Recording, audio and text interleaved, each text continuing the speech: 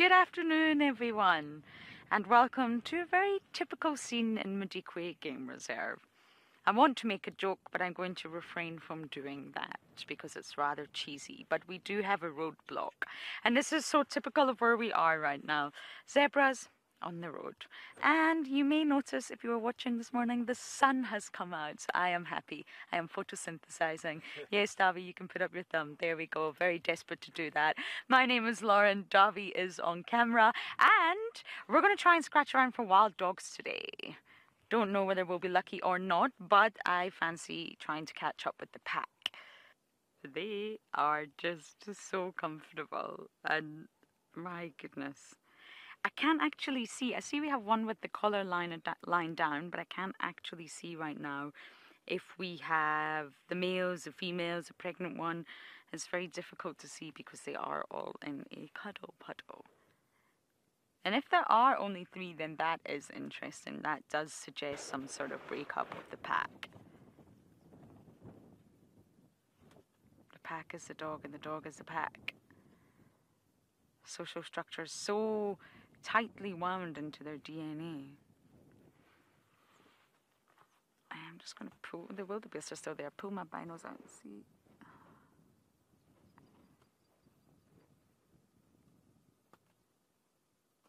I think we do have the pregnant female on the left. I could be wrong, but the tummy looks slightly swollen and I think I can see mammary glands there. And of course the pack and all the members were so attentive to her the other night. It was really such an adorable sighting. The wild dogs are going after this adult warthog. He's standing up to them, they're going after it. He's standing up to them, they're going after it. They've been chasing him.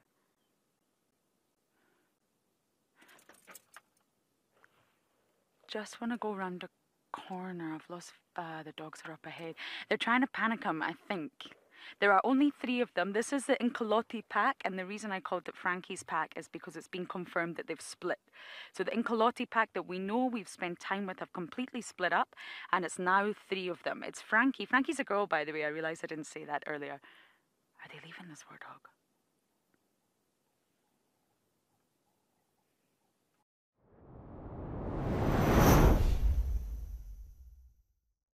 But I don't know who this is.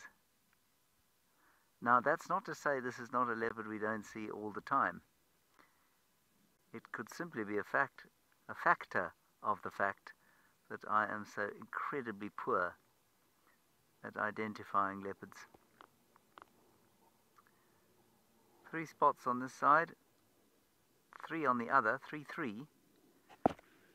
Guchava's a 3-3, but it looks a bit young for Guchava.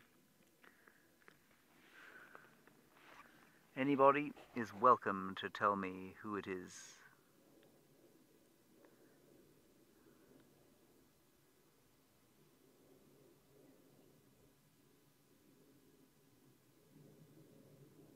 Beautiful.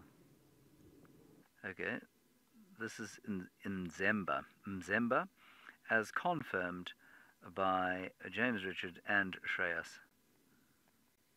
So, oh my goodness. So this is Hosana's son. This is Hosana's son, everybody.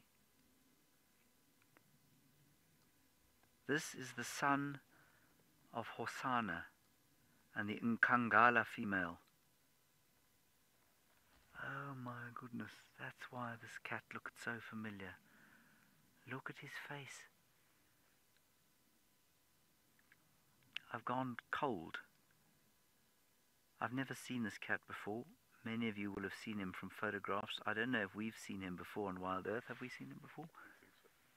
Is this our first time seeing him?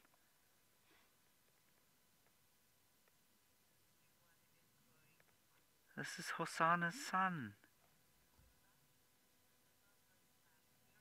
Oh my God, this is the first time we've seen him. Now, if you haven't ever watched this show before, I'm going to give you a very brief introduction to the royal lineage of Djuma. I've actually got tears in my eyes, isn't that pathetic? We had Safari, the female leopard. She gave birth to Karula, who became the sort of queen of Djuma for a long time, followed by her daughter Tandi. But Karula gave birth to Hosana and Shongile. They were her last cubs. And this is his only, as far as we're aware, offspring.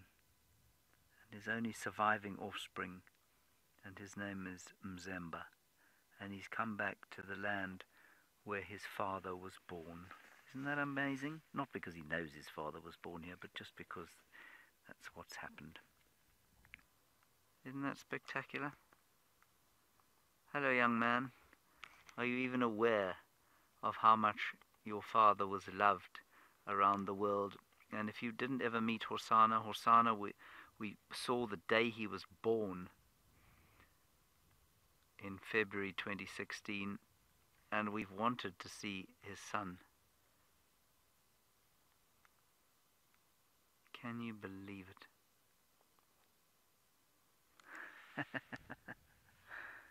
Look at that. Hello, young man. Mzemba, son of Hosana.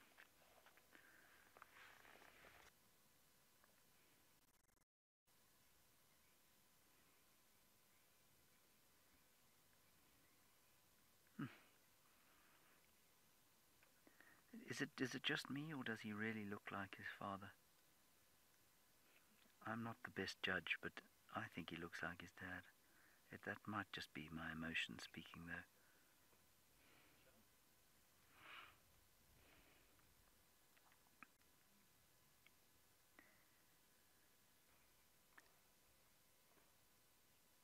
So I think we'll just sit here until we have to leave, which will only be if he gets up and moves to the east.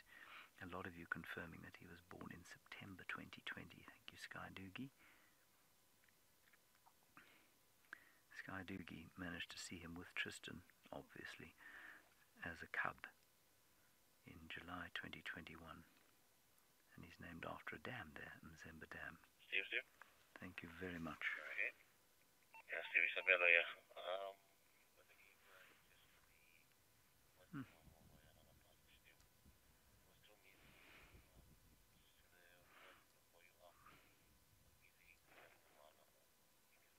Gee, it really does. I'm not sure why it makes such a difference to us, but I know many of you are feeling absolutely amazed. Leopard lover, well, it's all about luck out here sometimes, you know. We came all the way back to Buffelshoek Dam to try to find our elephants that we'd seen earlier, but had to go back. And we just thought, well, we were in the area. We were going to check Chitakatlan when James was talking on the radio about Chitakatlan and about his leopard. I thought we'd just see what happens. And yeah, we found vehicle tracks. And well, we haven't yet shown you leopard, but we shall endeavour.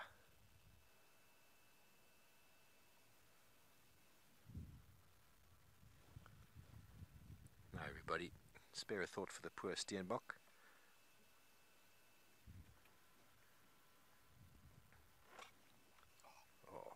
Oh, sorry, Mpo.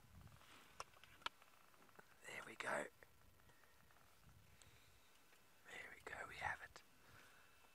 Sorry everybody, I saw some interaction with the hyenas behind us, and then Paul was looking to change his camera angle, and then she went up. Hello, Ms. T, in the most gorgeous light.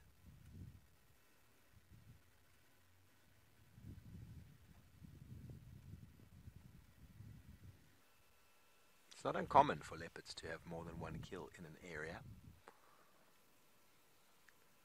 While they're sitting like she is now, she spots another prey animal, goes after it.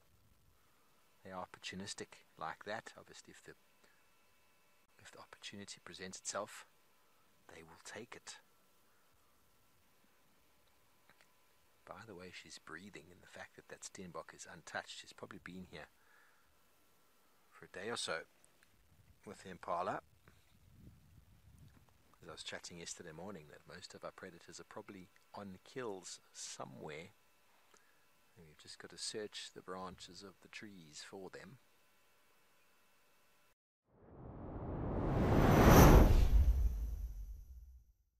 Now, yes, indeed, we have found the cheetahs on this side. It is a spotty afternoon after all, and we are very happy.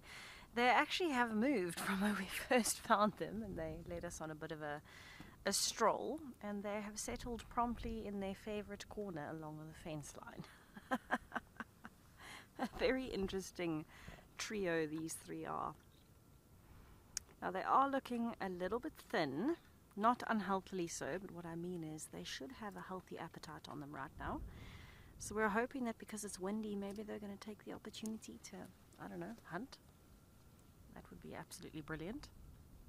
See a little bit of cheetah action at top speed. For now, these two are enjoying the sun. The third one is somewhere off to the right in the thickets. And they were grooming each other, and we could actually hear them purring, but they've stopped.